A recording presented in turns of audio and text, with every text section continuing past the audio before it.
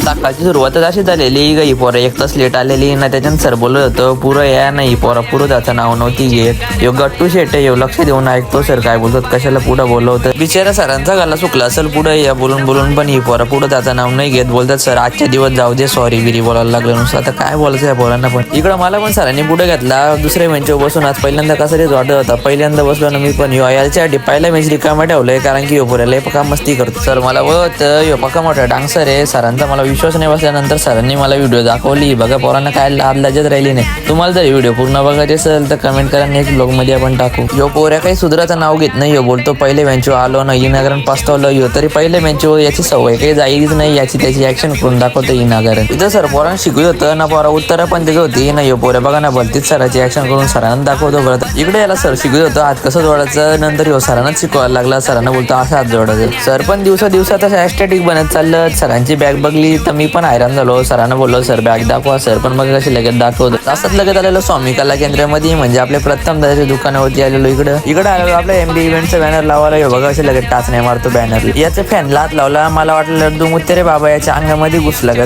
काय माहिती. परत आलेलो इकडे दादाच्या दुकानावरती तर खुर्ची अशा इथं भांडणं झाली आमच्या दोघांची. याला बोललो काय पण कर पण खुर्ची अशा उठणार नाही. रातच्या अभ्यास करायला बसलेलो. काही समजलं नाही म्हणून सरांना व्हिडिओ कॉल लावला. सर बघा कसं लगेच सांगतात चालणार पोरं बाय भेटू पुढच्या ब्लॉग मध्ये. तो परत सगळे लवकर फॉलो करून घ्या.